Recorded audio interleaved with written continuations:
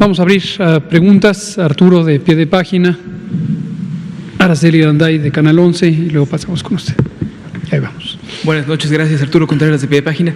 En la semana, durante el fin de semana, el King's College de Londres ubicó 6 tipos de síntomas de la enfermedad, ¿no? Ubicando a través de una aplicación de rastreo de enfermedad, definió estos grandes 6 tipos, ¿no?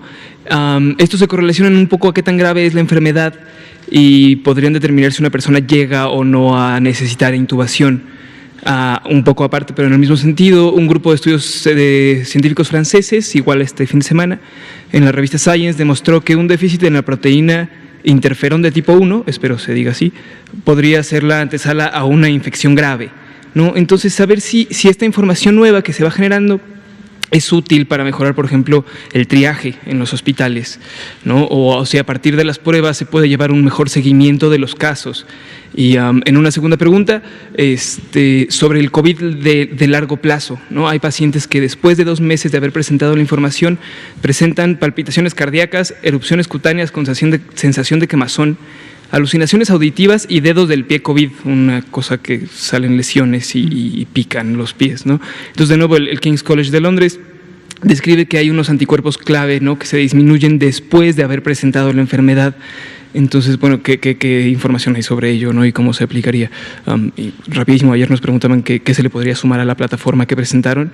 No sé si se pudieran hacer como un tipo de mapas en los que salgan los casos, pero por zonas urbanas como Valle de México, Tampico, Altamira, Ciudad Madero, ¿no? Y cosas así como para poder observarlos más enfocados. Gracias. Muchas gracias por estos comentarios y preguntas. Efectivamente, el conocimiento científico sobre esta epidemia continúa creciendo, continúa explorándose por distintas comunidades científicas nacionales y también internacionales, distintos aspectos, desde la parte molecular del propio virus.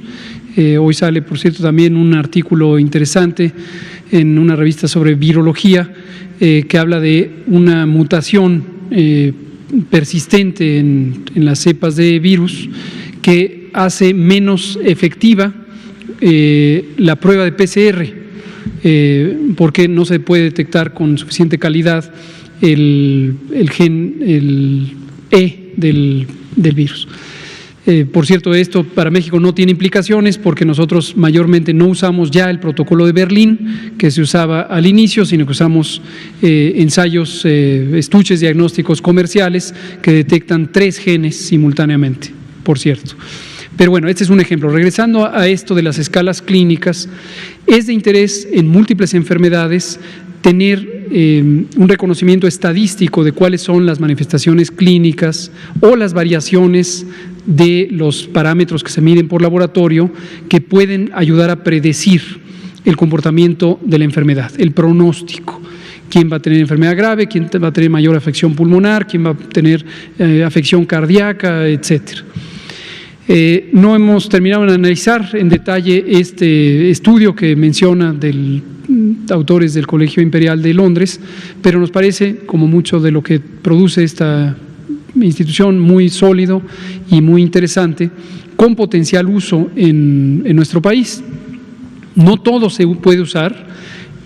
Hay innumerables enfermedades en donde se han producido este tipo de escalas clínicas, a veces incluso con puntajes, y se ponen puntajes de acuerdo a un modelo de análisis estadístico que permite identificar la contribución relativa de distintas características sobre el pronóstico o sobre la calidad diagnóstica.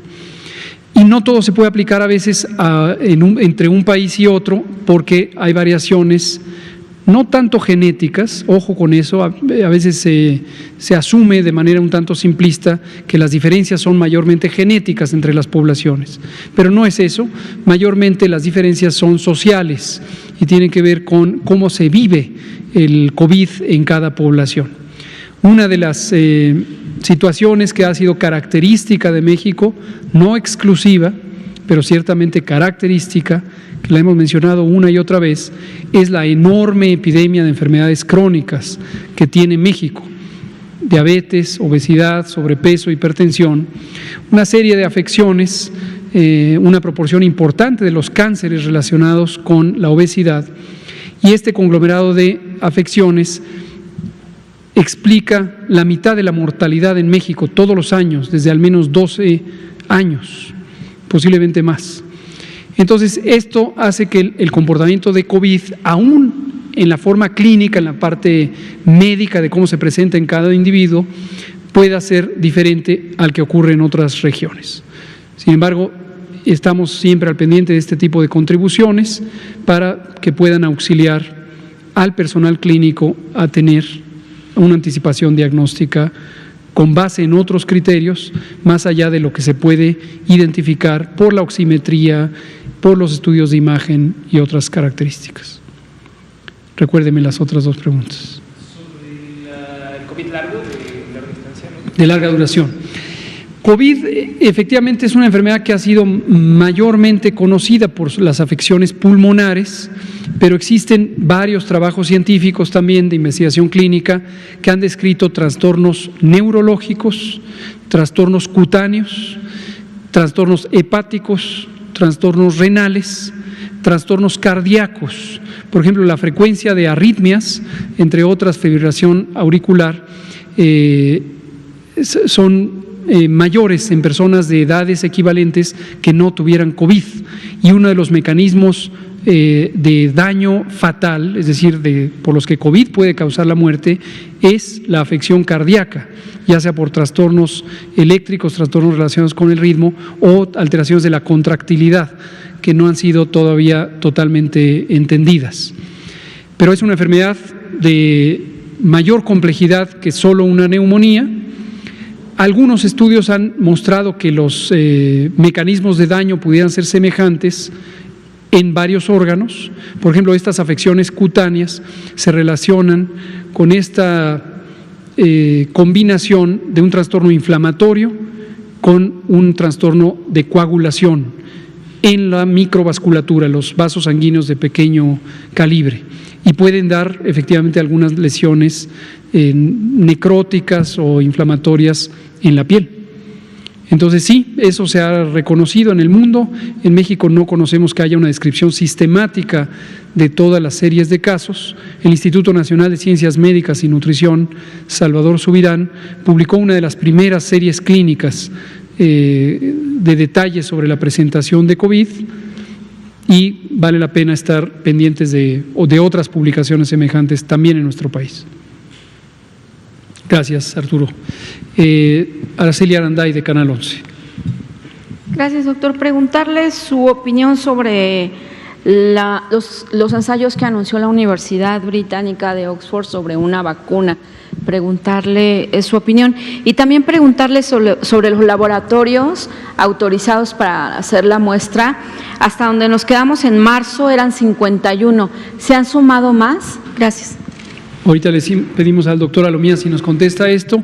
Sobre vacunas, en esta última semana,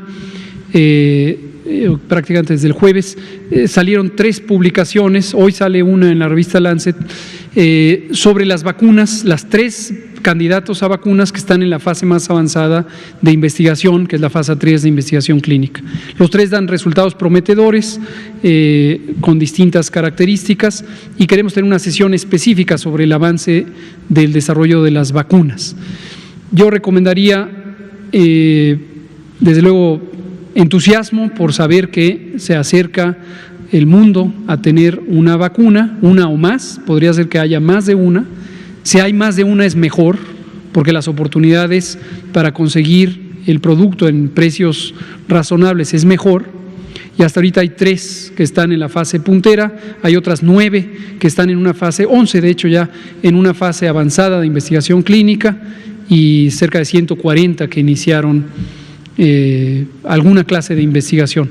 Pero vamos a tener una sesión específica, espero que a lo largo de la semana, para hablar específicamente de en qué van las vacunas. doctor Arumi. Sí, en relación a los laboratorios privados, el listado de los reconocimientos que dio el INDRE a estos laboratorios cerró en 63 laboratorios, pero no es que estos sean los únicos laboratorios o que hasta ahí llegó el procedimiento. Explico un poquito.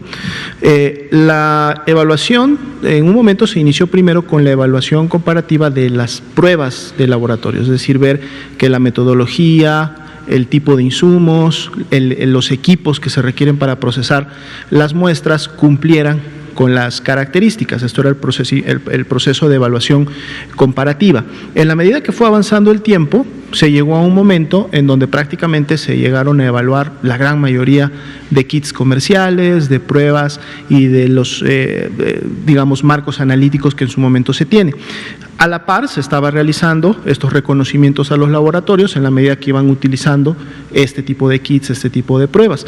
Pero entonces cuando esto llega ya a un momento en donde prácticamente todas las pruebas están evaluadas, basta con que un laboratorio, que además está lógicamente certificado en función de sus capacidades técnicas, tiene un registro sanitario y un permiso para operar, y si este laboratorio está utilizando los kits, la metodología, las pruebas que ya tienen un proceso de evaluación comparativa, entonces estos laboratorios privados pueden ahora realizar las pruebas y sus resultados pueden en su momento ser reconocidos en base a que están utilizando, reitero, pruebas que ya fueron o que ya tienen una evaluación comparativa y que lógicamente la COFEPRIS ya emitió un registro sanitario y ya son de libre venta y de libre uso en el mercado nacional.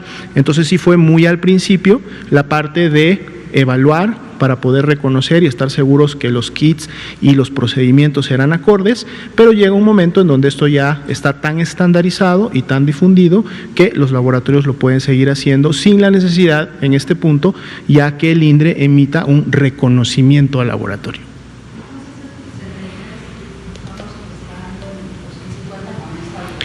Con el reconocimiento, sí, es un reconocimiento que el INDRE otorga en función de que al revisar sus procedimientos de diagnóstico cumplieron con todas las características que se requerían para dar por confirmada la prueba.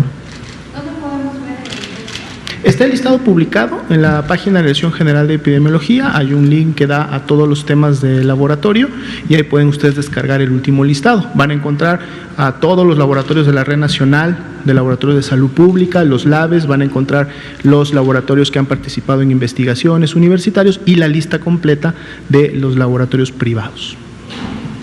Gracias, doctor. La siguiente, por favor. Gracias, doctores. Muy buenas noches. Paola Betancourt, de Multimedios Televisión.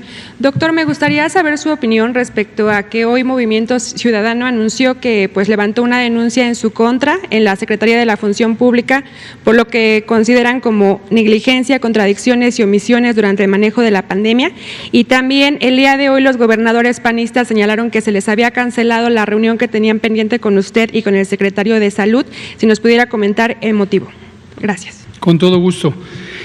No tengo una opinión específica sobre la denuncia, puesto que no la conozco. Sí supe que la presentaron y estaré pendiente de lo que instruya la Secretaría de la Función Pública.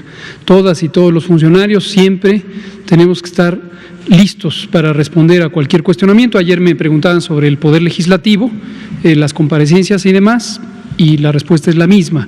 Cualquier entidad que tenga facultades legales para requerir la información, respuesta, opinión de un funcionario o funcionaria pública debe tener fácil el camino. Entonces estamos siempre atentos y ahora que ocurrió esto, pues esperaremos a ver qué nos requiere la Secretaría de la Función Pública. Respecto a la acción misma, pues respetamos este partido o cualquier otro. Son parte de la vida pública, están periodos políticos y los partidos políticos pues son políticos, hacen política. En este momento seguramente los tiempos políticos ya están en cierta manera invitándoles a tomar acciones políticas demostrativas, quizá para posicionarse, quizá para mostrar alguna clase de intensidad o fuerza. Yo no me meto en esas cosas, me parece que se les debe respetar cualquier partido político que tenga deseos de ser visible y pues cada quien buscará el medio de hacerlo, ¿no? Si lo hacen en una forma lícita, si lo hacen dentro del marco de la ley, pues qué bueno, es parte de la pluralidad democrática de nuestro país. Respecto a los señores gobernadores, en este caso son todos hombres, por eso no uso lenguaje de género, que estaba considerado que hoy podríamos tener una reunión por videoconferencia a la 1 de la tarde, entiendo que esto lo habían acordado con el señor secretario de Salud, el doctor Alcocer, y quedó en pendiente. No hay ninguna intención de inhibir el diálogo, yo no tenía claridad de que era una decisión o algo ya agendado. Sin embargo, el mecanismo de diálogo que hemos tenido a lo largo de más de un mes y medio ha sido a través de la CONAGO, la Conferencia Nacional de Gobernadores. Lo que se acordó en la más reciente sesión, que fue el jueves pasado, es que tendríamos una conversación con la Comisión de Salud. La CONAGO, la Conferencia Nacional de Gobernadores, tiene comisiones temáticas sobre distintos temas y hay una sobre salud que preside el gobernador Mauricio Vila de Yucatán y fue él mismo el que propuso que la conversación fuera con la Comisión de Salud. Hoy el presidente de CONAGO, el actual presidente en turno, que es el gobernador Carreras, Juan Manuel Carreras de San Luis Potosí, tuvo una conversación larga con el secretario de Salud y se acordaron los mecanismos de continuar este diálogo. Entonces siempre hay diálogo, no hay por qué asustarse si no se concreta una fecha. Espero que no se ofendan en el sentido de esta expresión, no sé si es de usted o de los propios gobernadores, de que se les dejó plantados, pero espero que no se sientan así, las cosas son más trascendentes que eso. Por favor, allá atrás, Alejandro Alemán. Casi no lo reconocía con el cubrebocas y lentes. ¿Qué hacemos? Doctor, buenas tardes, Alejandro Alemán de Medicina Digital. Dos cosas. Una, es notoria la ausencia de nuestro compañero Juan Hernández. Sabemos que está enfermo de una afección respiratoria. En fin, es una situación lamentable y preocupante para todos los que estamos aquí. Y me da espacio para preguntarle el por qué no convocar una conferencia de prensa vía Zoom, porque entiendo que este es como espacio temático, pues a veces no nos da oportunidad de hacer nuestras preguntas. Ha habido ocasiones en que no hay preguntas, en que se pregunta uno, dos o tres, y que pues, vamos, hay más de un ejemplo de que al final es el gritoneo y que hay y que no hay, ¿no? Entonces, sí, preguntarle por qué no considerar hacer conferencias a través de los medios digitales. La Organización Mundial de la Salud hace 3 conferencias a la semana con reporteros de todo el mundo. La jefa de gobierno de la Ciudad de México también lo hace y yo creo que es algo para considerar en lugar de someternos a este riesgo, ¿no? Esa es la primera pregunta. La segunda pregunta es en relación a precisamente la reunión de la Organización Mundial de la Salud. El día de hoy fue dedicada a las poblaciones indígenas. Se habló de que hay 500 millones de indígenas en 90 países y también se dio un dato muy interesante que desde el 6 de julio se han reportado más de 70,000 casos entre población indígena del continente americano y hay 2,000 muertos, ¿no? En este sentido, yo hice un estudio rápidamente sobre la base de datos de la población indígena que ha tenido acceso a pruebas PCR. Y hay datos que ojalá usted me pueda dar un contexto, que me amplíen, que me expliquen cómo está, ¿no? Si tomamos en cuenta que hay 25 millones de personas que se reconocen como indígenas, de ellas solo el 0.03% ha tenido una prueba PCR. La base de datos habla sobre hablantes de lengua indígena, que son 7,382,000. Y si tomamos en cuenta a ellos cuántos se les han hecho pruebas PCR, es el 0.1%. En Chiapas, y con esto concluyo mi pregunta, Isaín Mandujano le preguntó sobre las indígenas que tienen EPOC, las indígenas o los indígenas que tienen problemas por el alto consumo de refrescos y que seguramente la mortandad es entre ellos y como están tan alejados ni nos enteramos. Gracias. Muchas gracias, Alejandro. Creo que esto es sumamente útil. Bueno, sobre lo del Zoom y demás, lo consideramos, tomamos nota y vemos las modalidades. Sobre este tema de las poblaciones indígenas, lo hemos dicho desde hace semanas, y es precisamente por esa razón que viajamos a Chiapas el viernes pasado para iniciar, solamente el inicio, la iniciativa de acción comunitaria por la salud, específicamente orientada en este momento a el tema de COVID, pero que a su vez se articulará para atender otros aspectos de la salud en poblaciones rurales y especialmente en poblaciones indígenas. Evidentemente, Chiapas es un estado que también tiene poblaciones no indígenas, pero dado que es uno de los estados con la mayor proporción de poblaciones indígenas y pluricultural, seleccionamos Chiapas como el punto de arranque. Estamos viendo de hacerlo en Tabasco la próxima semana, Veracruz, Oaxaca, Guerrero, etcétera. Las poblaciones indígenas en nuestro país históricamente han vivido marginadas en términos económicos y sociales, han vivido desplazamiento físico, han vivido desplazamiento de sus oportunidades de integración social, han vivido discriminación, han vivido represión, han vivido abusos a sus derechos humanos, han vivido toda clase de injusticias. Y por estas razones, además de una negación sistemática de sus identidades culturales, fue hasta después de una intensa confrontación social que surgió a partir del movimiento zapatista en 1994, cuando finalmente se logró la reforma a la Constitución que todos conocemos, que reconoce a México como una nación pluricultural. Pero antes de eso, y durante varios años, siglos, no se reconocía tampoco estos aspectos de identidad. Hoy tenemos al frente del Instituto Nacional de Pueblos Indígenas a un compañero sumamente consciente, claro, con una visión absolutamente estructurada sobre estas realidades y además con una enorme disposición, que es Adelfo Regino, y con una enorme disposición a hacer realidad estas demandas históricas de los pueblos indígenas. En esta iniciativa de acción comunitaria por la salud participamos varias instituciones, pero destaco la presencia activa del Instituto Nacional de Pueblos Indígenas, Adelfo Regino, Berta Dimas, que nos acompañó al viaje, la Secretaría de Bienestar, y nos acompañó la propia secretaria encabezando la misión, la Subsecretaría de Alimentación, encabezada por Víctor Suárez Carrera, la Subsecretaría de Educación Superior representando a la SEP, y nos acompañó de manera virtual Luciano Concheiro, y de manera presencial nuestra compañera Ángeles Gordillo, quien es precisamente la responsable de las universidades interculturales y tiene que ver nuevamente con este enfoque.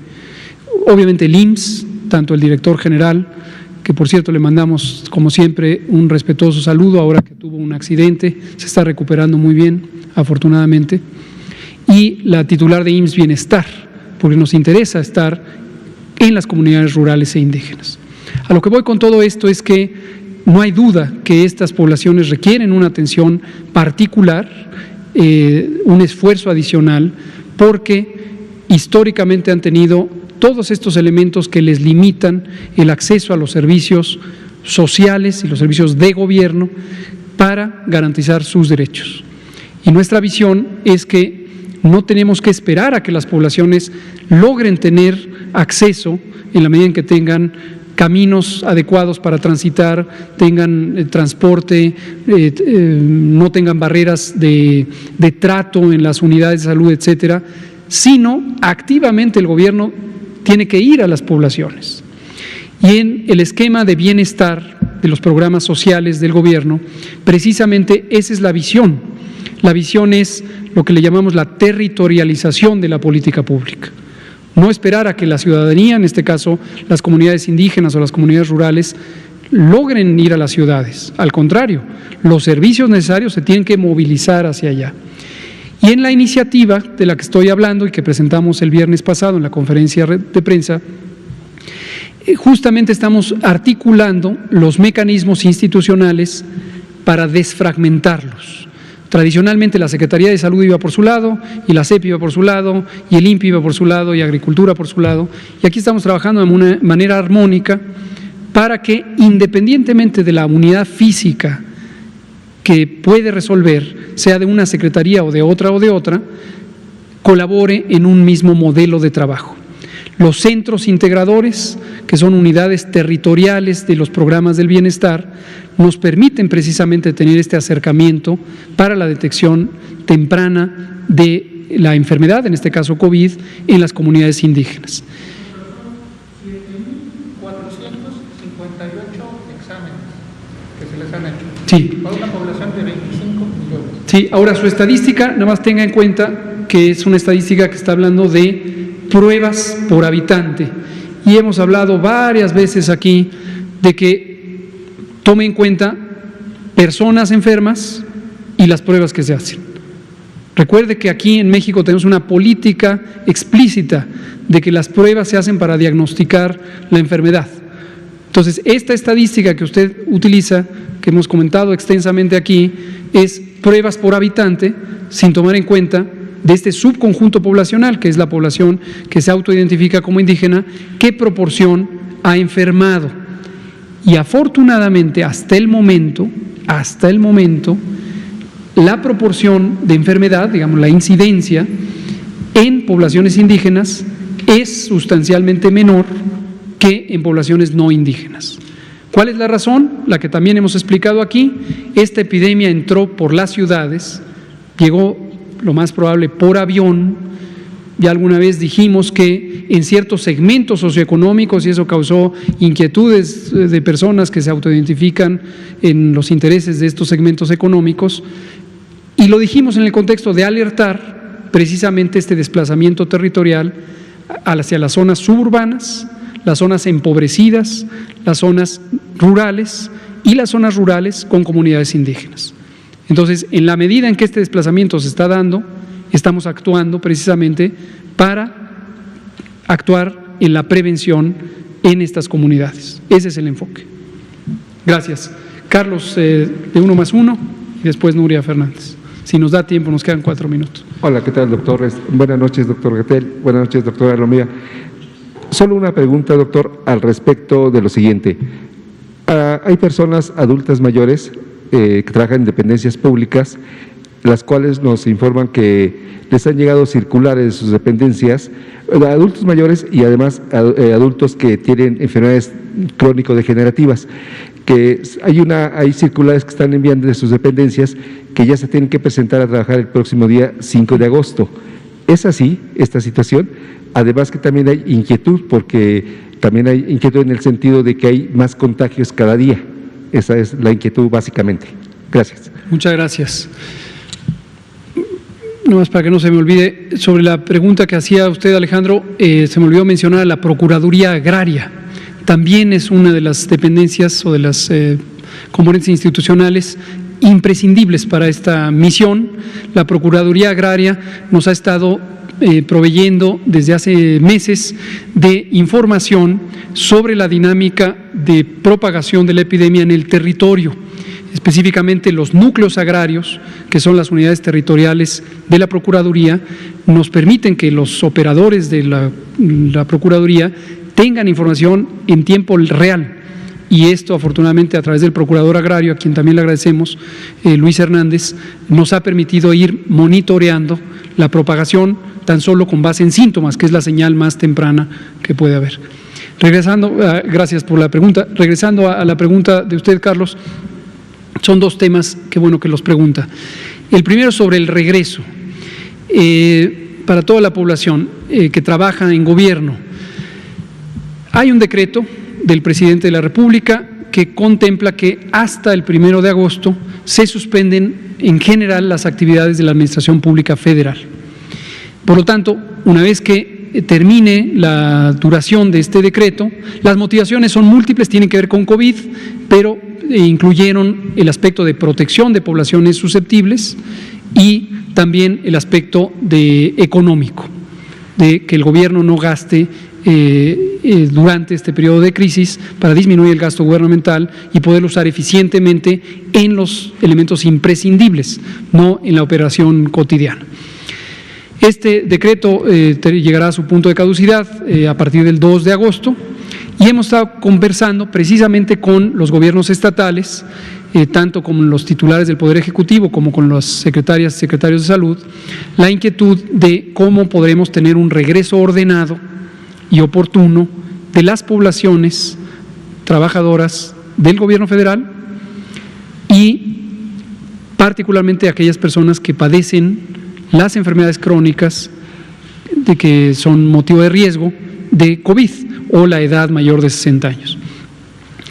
Ya está en avanzado desarrollo, próximo a publicarse en el Diario Oficial de la Federación, seguramente esta semana, un lineamiento técnico específico que trabajamos con el mismo grupo institucional con el que hicimos los lineamientos para el sector privado, pero este tiene detalles adicionales sobre las condiciones en las que deben operar la administración pública para proteger a las personas con mayor riesgo de complicaciones de COVID. Entonces, eso. ¿Y la otra pregunta? Sobre el aumento de contagios diariamente. Ya. Los contagios es justo lo que presentamos ahora. Recordarán que ya lo estamos presentando cada semana porque de día a día no varía tanto. Hoy presentamos un incremento de 1.3% en el número de casos nuevos registrados, de acuerdo a su fecha de inicio de los síntomas, y de 1.2% de incremento diario respecto a las muertes. Como hemos dicho, entendemos que a veces causa un poquito de confusión reconciliar dos ideas. ¿Tenemos cada día más casos, hoy más casos que ayer? Sí, hasta el momento así ha ocurrido. Pero la diferencia de casos entre hoy y ayer, si lo comparamos en el hoy y ayer de la semana pasada y el hoy y ayer de la semana antepasada, etcétera, cada vez hay menor diferencia. Es decir, el salto, el escalón entre un día y el otro es cada vez proporcionalmente más pequeño. Aun cuando el número de casos ciertamente es mayor, porque este es un porcentaje respecto a una cantidad cada vez mayor de casos. Pero ¿cómo se interpreta esto? La velocidad de crecimiento de la epidemia es cada vez menor y la velocidad de crecimiento es la aceleración de la epidemia. Entonces, se está desacelerando la epidemia a pesar de que sigue aumentando el número de casos. Usamos hace unos días una metáfora, es como cuando uno va manejando y se acerca a una población y uno va a cierta velocidad, 60 kilómetros por hora, y luego empieza a desacelerar y reduce la velocidad a 50 kilómetros por hora y luego a 30 kilómetros por hora, luego a 20. Uno de todos modos se sigue acercando al punto, pero se está acercando a una menor velocidad. Entonces, así ocurren en las epidemias de enfermedades infecciosas, tienen esta forma en donde la curva epidémica empieza a ser más lenta, más lenta, más lenta, llega un punto en donde el crecimiento es cero, ahí no se acaba la epidemia, ahí simplemente empieza la bajada. Y ahora de 0 pasa a -1, -2, -3, -4, etcétera. Entonces, esa es la idea general. La epidemia sigue creciendo, pero cada vez crece a una velocidad más lenta, lo que hace que nos aproximemos al punto cero de crecimiento y de ahí vendrá el decrecimiento, cosa que ya empezó y lo hemos mostrado en la Ciudad de México, de hecho más que empezó en la Ciudad de México, en Sinaloa, en Chiapas, en Baja California, en Ciudad de México, Estado de México, en Michoacán, en el Estado de México, los que tengo ahorita en memoria y que me da tiempo en estos 22 segundos, 6 estados ya tienen por lo menos 2 a 3 semanas con reducción de la epidemia y 2 de ellos representan más del 35% de la epidemia en el país en su conjunto. Entonces, estamos en esa fase. Muchas gracias. Son las 20:03. Aquí terminamos. Gracias. Quédate en casa.